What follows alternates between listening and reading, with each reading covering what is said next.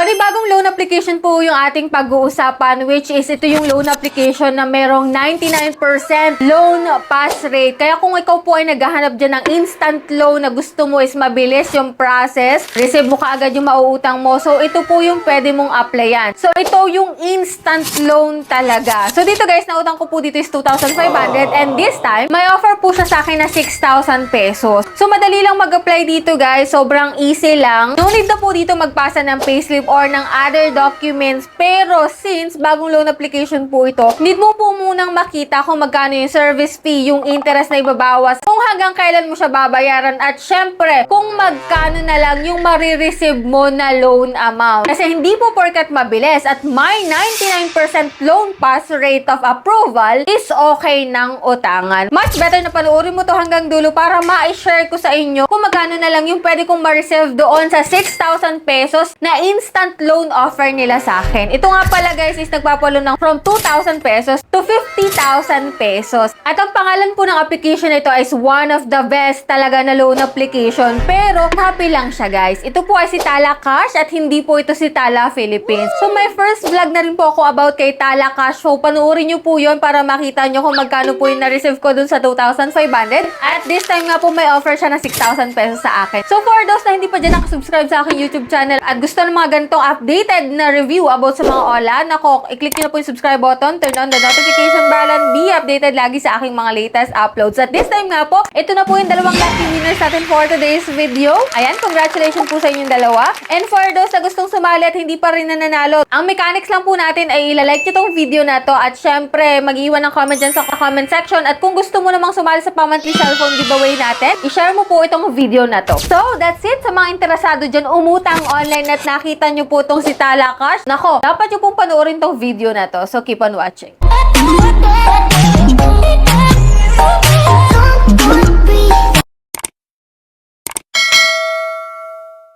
Before tayo mag-start, linawin ko lang po na hindi po tayo agent at hindi po sponsor ditong video natin. So dito guys, sinishare ko lamang po yung pag-utang ko dito kay Tala Cash in second time ko po. So ito guys is downloadable lamang po sa App Store as of now. At ito nga kung makikita mo dito guys, due date na po ako kay Tala Cash. So ayan guys, first repayment amount ko is 2,528 pesos. So ang naloan ko po dito is 2,500. So nasa 1,500 lang po yung na-receive ko dyan. Take note, hindi mo siya buong marireceive, medyo mataas din po yung interest kasi 7 days to pay lang siya guys. At ito nga guys, kung makikita mo dito, QR code po yung ginamit ko through GCash. So mas madali po yun. So nagbayad po ako dito ng 2,510 pesos. And dito guys, agad-agad naman po silang nag-offer sa akin ng 6,000 pesos. Ito po yung loan details niya ha. So dito guys, February 26 po yung aking repayment period at ngayon lang po is February 20.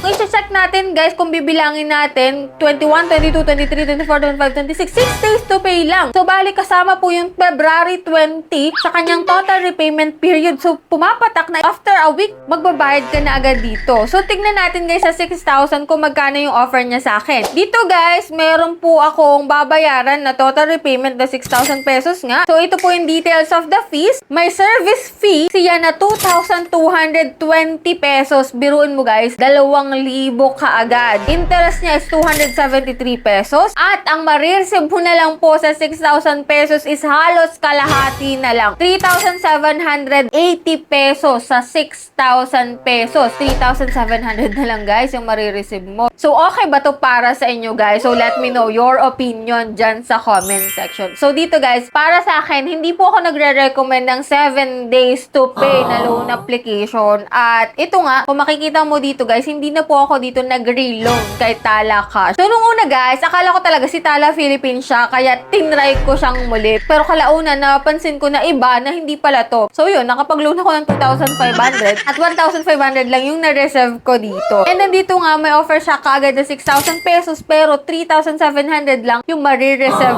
ko. So, hindi ko po yun tinake. Kasi biruin 7 days to pay. Halos 6 days nga lang guys. Nangungulit na sila kung ano-ano yung chinachat nila sa akin. So, kung ipapakita ko sa inyo guys, ito po yung mga chats nila sa akin. So, kung makikita makikita mo dito guys, iba't ibang number. Ito yung mga sample ng text nila sa akin. So, medyo nakakainis talaga kasi over sila sa pananakot, over sila sa text harassment. So, tad-tad talaga. Buti na lang talaga dun sa pinag-i-stayan ko tuwing weekdays is walang signal. Kaya ito, hindi ko nare-receive. So, pagkadating ko na lang sa bayan, dun ko na lang na-receive yung mga text nila. And yun, good thing is nakapagbayad ako agad. Ito nga, may offer sila pero hindi ko po siya tinake. So, nasa sa inyo na rin po talaga yung decision kung go pa rin kayo dito. After ko i-share sa inyo yung experience ko about sa application na to. So, nasa sa inyo na rin talaga guys yung decision after ko sabihin, after ko i-share sa inyo yung experience ko sa application na to sa pag-try kong utangan siya. So, this time guys, kung kayo ay nagbabalak umutang sa mga OLA, wag nyo pong iti-take yung mga 7 days to pay lang na halos kalahati lang po yung mare-receive nyo kasi nakakatakot talaga guys yung kanilang mga text harassment, yung calls. What if may calls pa talaga, no? Yung pinaka nakakatakot talaga dyan yung interest. Kaya pag-isipan nyo talaga makailang ulit, makailang beses bago kayo mag-try sa isang loan application. So that's it guys. Yan lang po yung ating sharing ulit about dito kay Tala Cash sa experience natin at sa offer niya po ngayon sa akin. So sa mga may katanungan po dyan, i-comment nyo lang po dyan sa comment section. And for those na hindi pa dyan nakasubscribe, just click the subscribe button and turn on the notification bell and be updated sa aking mga latest uploads. So bye-bye na muna for now guys. See you on my next vlog.